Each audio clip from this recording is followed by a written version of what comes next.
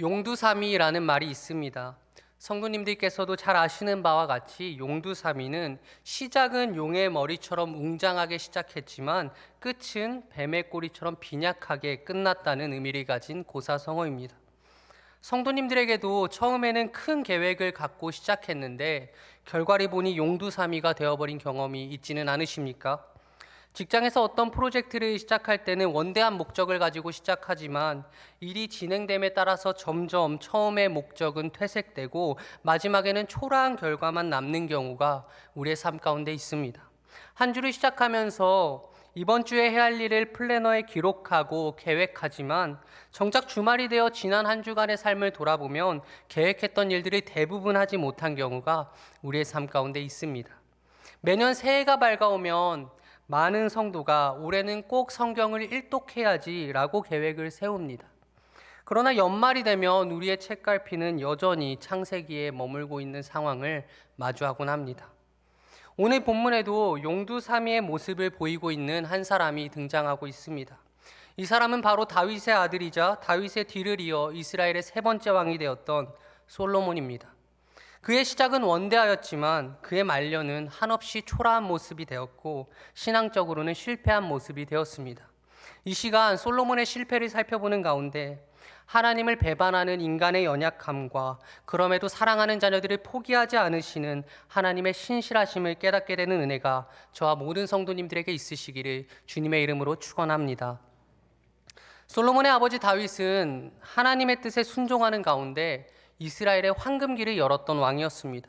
다윗은 외부적으로는 주변 국가들과의 전쟁에서 승리함으로써 불안했던 이스라엘의 정세를 안정화시켰고 내부적으로는 탁월한 정무 감각을 통해서 이스라엘 백성들의 삶을 풍요롭게 만들었습니다. 이처럼 다윗은 이스라엘의 황금기를 열었던 왕이었고 신앙적으로도 하나님께 내 마음에 합한 자라는 유일한 칭찬을 받았던 위대한 왕이었습니다. 그러나 그의 말년은 썩 아름다운 모습이 아니었습니다. 우리아를 살해하고 그의 아내 밧세바를 취한 후로 다윗의 삶에는 피바람이 몰아쳤고 다윗의 말년은 눈물과 비통함으로 가득했습니다. 그리고 아버지 다윗의 실패까지도 계승하듯이 그의 아들 솔로몬 역시 말년에 이르러서는 하나님을 배반하고 하나님의 뜻에 거역했다고 본문은 기록하고 있습니다. 하나님께서는 다윗에 이어 솔로몬을 왕으로 세우셨는데 통치 초기만 해도 솔로몬은 하나님의 뜻 가운데 이스라엘을 다스렸던 탁월한 지도자였습니다. 통치 초기의 솔로몬의 마음속에는 하나님께서 자신의 왕으로 세워주신 만큼 하나님의 뜻을 따라 이스라엘을 잘 다스리고자 하는 마음이 있었습니다. 그래서 우리가 잘 아는 바와 같이 왕위에 오른 솔로몬은 하나님께 다른 무엇보다도 듣는 마음을 구했습니다. 열왕기상 3장 9절 말씀입니다. 누가 주의 이 많은 백성을 재판할 수 있사오리까? 듣는 마음을 종에게 주사 주의 백성을 재판하여 선악을 분별하게 하옵소서. 많은 성도가 솔로몬이 하나님께 지혜를 구했다고 생각하지만 사실 솔로몬이 하나님께 구했던 것은 듣는 마음이었습니다. 그러나 하나님께서는 솔로몬이 듣는 마음을 구한 것을 곧 내가 지혜를 구했다라고 평가하셨습니다. 이것 때문에 우리는 솔로몬이 하나님께 지혜를 구했다고 알고 있는 것입니다. 주 안에 사랑하는 여러분, 우리는 여기서 참된 지혜가 무엇인지를 생각해 보게 됩니다. 세상 사람들이 생각하는 지혜는 무엇입니까? 무슨 일이든지 척척 해내는 탁월한 능력, 또는 처한 상황과 환경에 맞춰서 능동적으로 대처하는 판단력 등을 지혜라고 생각합니다. 그러나 성경은 그런 것들보다도 하나님의 말씀을 듣는 것이 참된 지혜라고 가르치고 있습니다.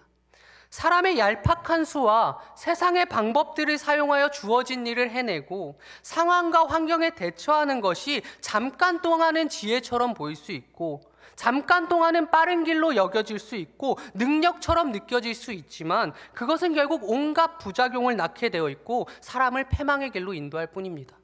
그러나 하나님의 말씀에 귀를 기울이고 그 말씀에 순종하는 것은 비록 더디게 느껴질 수 있고 느린 길로 여겨질 수 있고 어리석은 것처럼 느껴질 수 있지만 진정 사람을 가장 선하고 안전하고 복된 길로 인도하기 때문에 하나님의 말씀을 듣는 것이 참된 지혜라고 성경은 가르치고 있는 것입니다.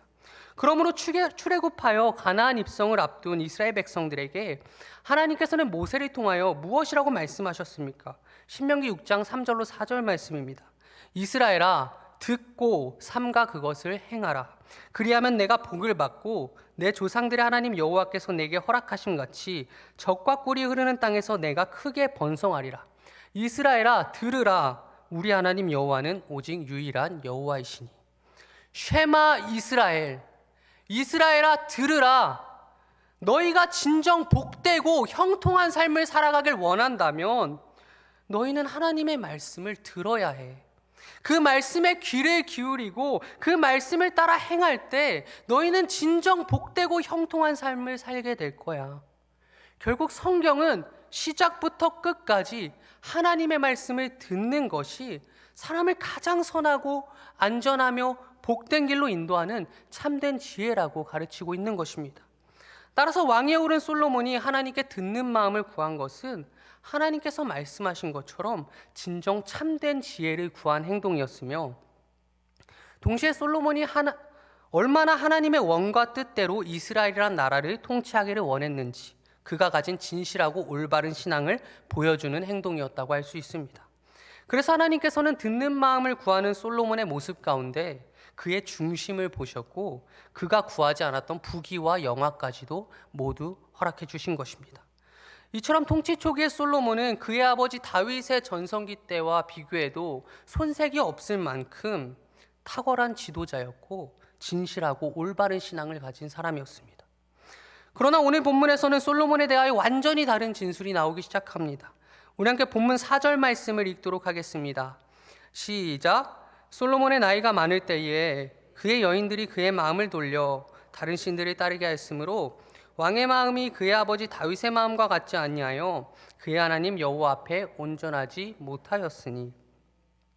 주 안에 사랑하는 성도님들, 지금 솔로몬에 대한 하나님의 평가는 어떻습니까? 그의 하나님 여호와 앞에 온전하지 못하였다라고 평가하고 있습니다. 도대체 무슨 일이 있었길래 하나님께 칭찬을 받고 차고 넘칠 만한 큰 축복을 받았던 이 솔로몬에 대한 평가가 180도 완전히 뒤집히게 된 것입니까? 이것에 대하여 본문 4절 말씀은 솔로몬이 그의 아내들에게 마음을 빼앗겼기 때문이라고 답하고 있습니다. 즉 솔로몬이 하나님의 뜻을 거역하고 결혼한 일에서부터 그의 인생에는 문제가 발생했다는 것입니다. 오늘날 우리나라가 일부 일처제를 채택하고 있는 것과는 다르게 솔로몬 시대의 왕은 여러 아내를 둘 수 있었습니다. 즉 왕에게는 일부 다처제가 허용되었던 것입니다. 그래서 솔로몬의 아버지 다윗도 여러 아내를 맞이한 바가 있습니다. 그리고 이러한 일부 다처제는 당시 고대 근동사회에서 주변 국가들과 우호적인 관계를 맺기 위해 사용되는 대표적인 정치적 전략 중에 하나였습니다. 솔로몬 역시 주변 국가들과 우호적인 관계를 맺기 위하여 여러 여인을 아내로 맞이하였습니다. 그리고 솔로몬이 취한 아내의 수가 무려 700여 명, 후궁을 포함하면 약 1000여 명이 되었다고 본문은 기록하고 있습니다. 이처럼 일부 다처제를 받아들인 솔로몬에게는 크게 두 가지 문제가 발견됩니다. 어떤 문제였습니까? 첫 번째는 솔로몬이 하나님보다 주변의 강대국을 의지했다는 점입니다. 주 안에 사랑하는 성도님들, 이스라엘이라는 나라는 어떤 나라입니까? 이스라엘은 철저하게 하나님께서 세우신 나라였습니다. 하나님께서 조상 아브라함을 택하시고 부르심으로써 시작된 민족이 이스라엘 민족이었습니다. 또한 하나님께서는 이스라엘 민족이 애굽에 종되었을 때에 감히 상상할 수조차 없는 방법으로 그들을 구원하셨습니다.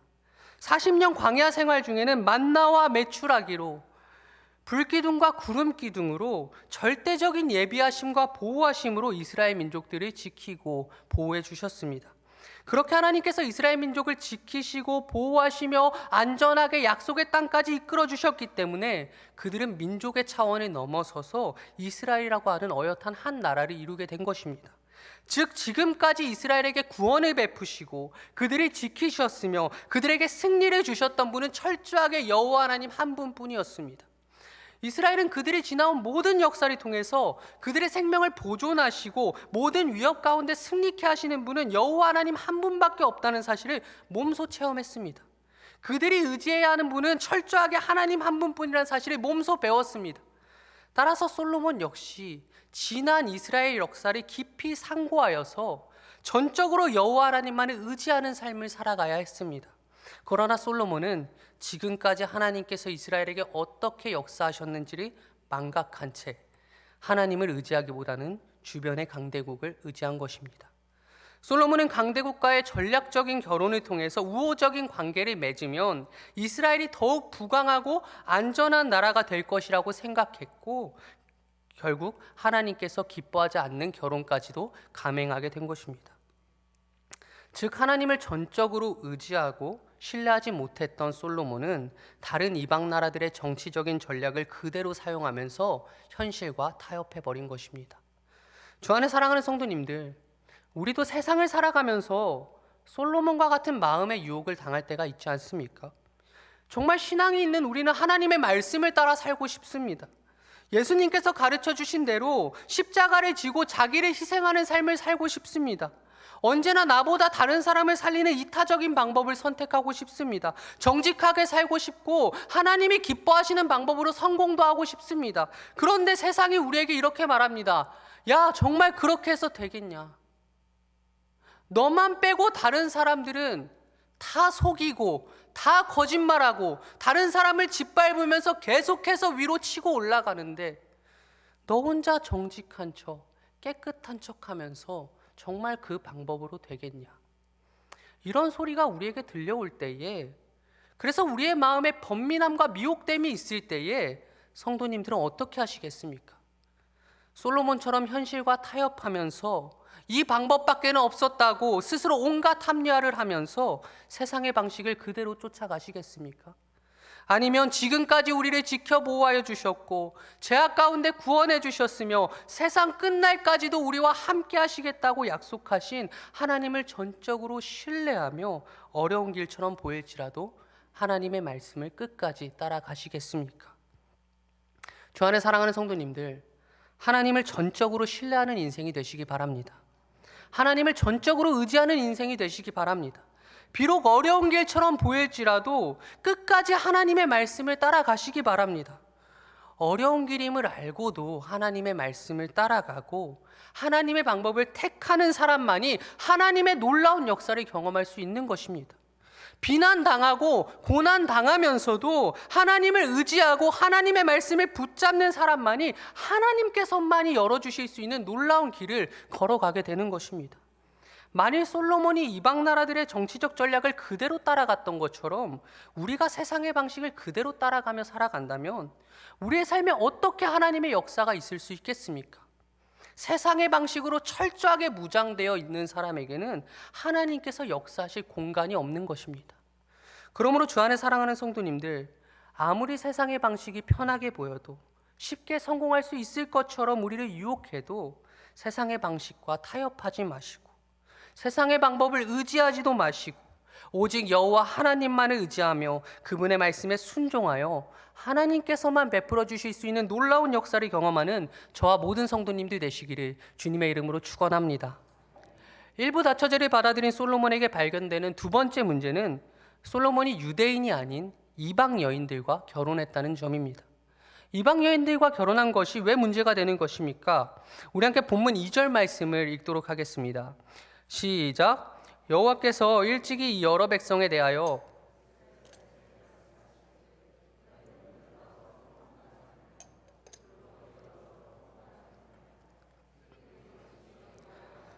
그들의 신들을 따르게 하리라 하셨으나 솔로몬이 그들을 사랑하였더라. 즉 이방 여인들과 결혼한다는 것은 이방 나라가 섬기는 우상과 이방 나라의 타락한 문화를 받아들이는 것이기 때문에 문제가 되는 것입니다. 2절 말씀을 보시면 하나님께서는 그들이 반드시 너희의 마음을 돌려 그들의 신들을 따르게 하리라 라고 경고하셨습니다.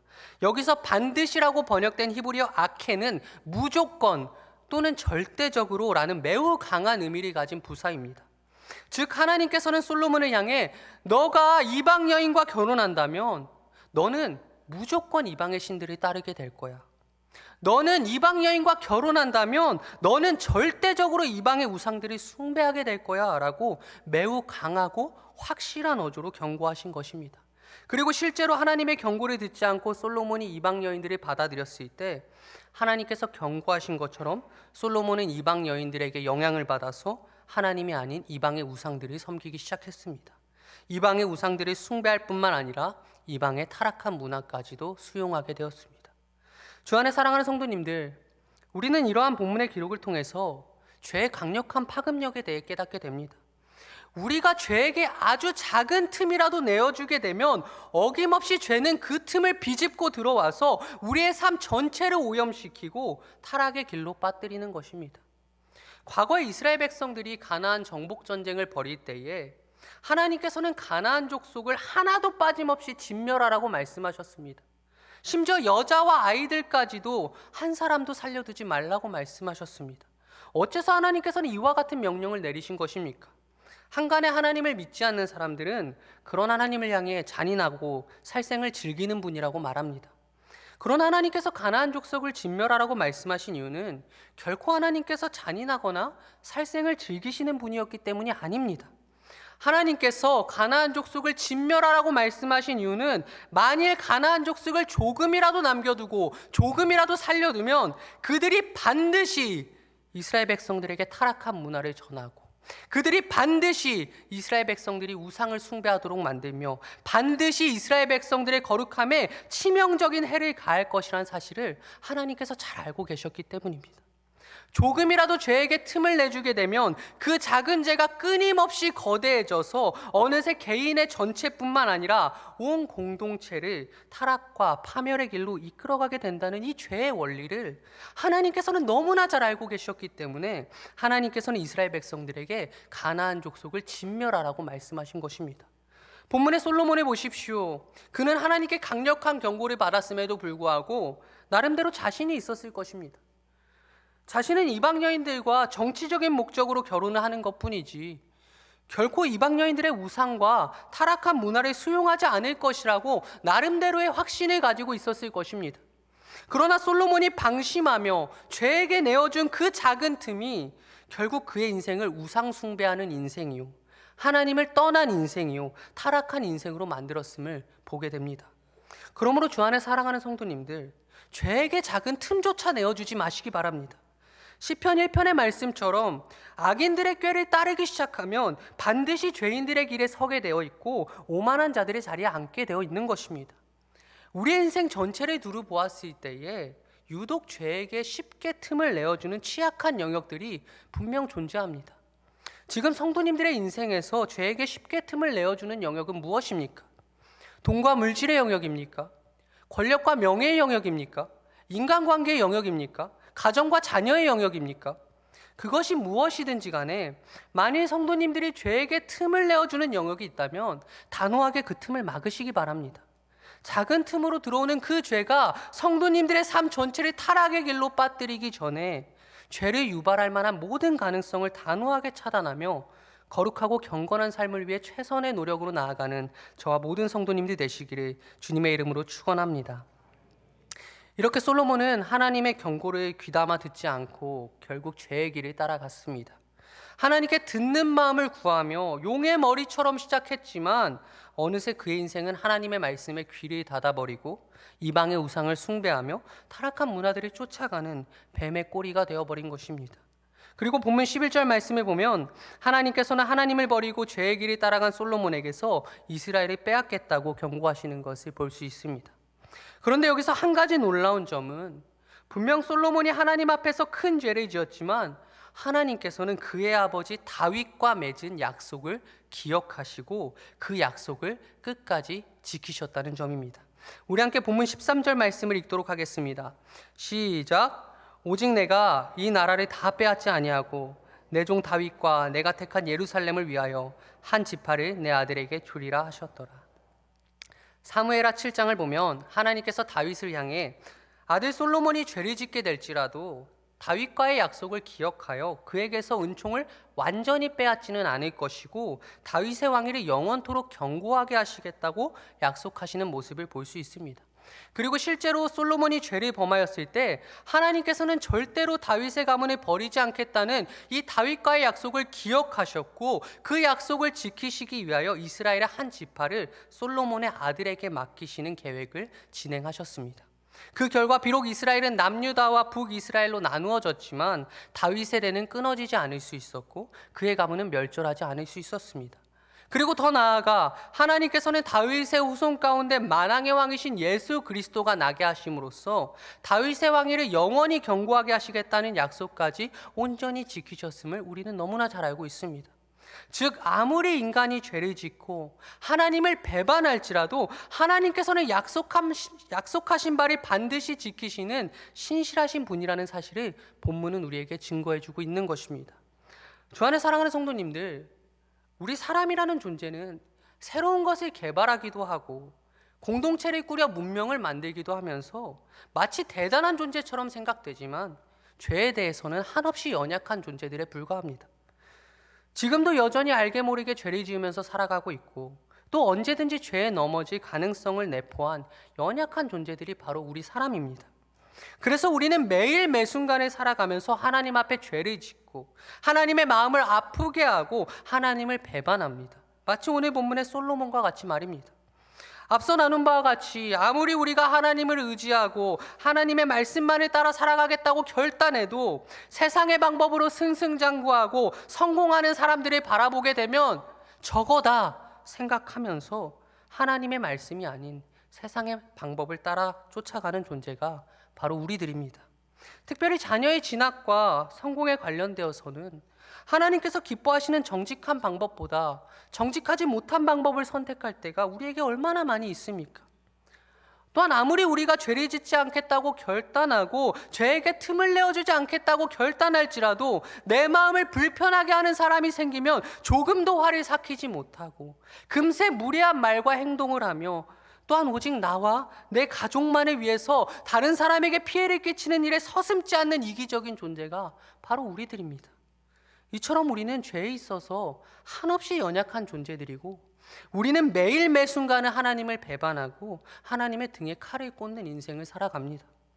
이렇게 우리는 매일 죄를 짓고 매순간 믿음이 흔들리는 연약한 존재들이지만 그럼에도 우리가 하나님으로부터 완전히 버림받지 않을 수 있고 구원으로부터 탈락되지 않을 수 있고 우리가 죄를 회개하며 다시 일어날 수 있는 이유는 솔로몬의 범죄에도 불구하고 다윗과의 약속을 기억하시고 지키셨던 약속의 신실하신 여호와 하나님께서 바로 우리 하나님이 되시기 때문입니다. 로마서 8장 38절로 39절 말씀입니다. 내가 확신하노니 사망이나 생명이나 천사들이나 권세자들이나 현재일이나 장래일이나 능력이나 높음이나 깊음이나 다른 어떤 피조물이라도 우리를 우리 주 예수 안에 있는 하나님의 사랑에서 끊을 수 없으리라. 주 안에 사랑하는 성도님들, 신실하신 여호와 하나님께서는 우리를 절대 포기하지 않으시고 버리지 않으십니다. 우리가 잘났기 때문이 아니라 우리가 사랑받을 만한 자격이 있어서가 아니라 예수 그리스도를 믿어 하나님의 자녀가 된 자는 절대로 하나님의 사랑과 구원에서 끊어지지 않을 것이라고 하나님께서 약속하셨기 때문에 우리는 절대로 하나님의 사랑과 구원에서 탈락되지 않는 것입니다. 약속의 신실하신 하나님께서 우리에게 주신 그 약속으로 인하여 우리는 절대로 하나님의 사랑과 구원으로부터 끊어지지 않을 수 있는 것입니다. 그러므로 하나님께서는 하나님 나라에 들어가는 그날까지 우리의 연약함과 부도덕함을 인내하시고 넘어지면 다시 일으켜 세워주시고 끝까지 우리를 견인해 가시는 것입니다. 주 안에 사랑하는 성도님들, 사람은 늘 하나님을 배반하고 사람은 늘 하나님을 버리지만 하나님께서는 약속에 신실하신 분입니다. 우리는 매번 죄를 짓고 하나님 앞에서 실수하고 넘어지지만 하나님께서는 계속해서 우리를 다시 일으켜 세우시고 비틀거리는 우리를 다시 하나님의 뜻 가운데 걸어가게 하시는 분입니다. 그리고 약속에 신실하신 하나님께서는 우리를 영원한 하나님의 나라로 인도하시겠다는 그 약속까지도 결국 온전히 지키실 것입니다. 그러므로 주 안에 사랑하는 성도님들, 인생의 여러 가지 환난으로 인하여 그리고 세상의 유혹과 시험으로 인하여 우리의 믿음이 흔들리고 죄에 넘어질 때마다 낙심하며 좌절하기보다는 오늘 나눈 이 말씀을 생각하시기 바랍니다. 우리의 모든 연약함을 이해하시고 우리의 모든 연약함을 껴안으시고 구원의 약속을 이루실 신실하신 하나님이 바로 저의 하나님, 그리고 성도님들의 하나님이 되신다는 사실을 기억하면서 다시 넘어진 자리에서 일어나 하나님의 말씀을 쫓아 살아갈 수 있는 은혜가 이 자리에 계신 저와 모든 성도님들에게 있으시기를 주님의 이름으로 축원합니다. 제가 기도하겠습니다. 거룩하시고 은혜가 풍성하신 하나님, 오늘 말씀 앞에서 우리의 연약함을 깨닫게 됩니다. 우리는 어찌나 연약한지 매일 매순간 하나님의 말씀을 거역하며 하나님이 아닌 수많은 세상의 가치들을 사랑하고 또 그것들을 우상으로 섬기며 살아갑니다. 언제나 하나님을 배반하고 하나님의 등에 칼을 꽂는 우리의 삶을 돌아보면 정말 하나님 앞에서 고개를 들 수가 없고 그저 부끄러움에 눈물을 흘릴 수밖에 없음을 고백합니다. 결단하지만 넘어지고 다짐하지만 쓰러지는 우리의 연약함을 불쌍히 여겨주시고 우리가 죄에 걸려 넘어지지 않을 수 있도록 더욱 풍성한 은혜를 더하여 주시옵소서. 은혜로우신 주님, 이토록 연약한 우리를 신실하게 붙들고 계시는 하나님의 은혜를 말씀 가운데 깨닫습니다. 잘난 것 하나 없지만 우리에게 베풀어 주신 하나님의 약속으로 인하여 우리는 결코 하나님의 사랑과 구원으로부터 버림받지 않는다는 이 사실이 우리에게 얼마나 큰 은혜요 감사의 제목인지 모릅니다. 그러므로 인생의 환난으로 인하여 세상의 유혹과 시험으로 인하여 우리가 넘어지고 쓰러질 때마다 더욱 주님의 신실함을 묵상할 수 있도록 인도하여 주시옵소서. 나의 연약함을 이해하시고 공감하시고 품으시고 기다려주시는 주님의 신실한 은혜를 깊이 묵상하며 다시 넘어진 자리에서 일어나고 쓰러진 자리에서 회복을 경험하는 인생들 될 수 있도록 인도하여 주시옵소서. 이 모든 기도 우리 죄악 가운데 권하신 예수 그리스도의 이름으로 기도합니다. 아멘.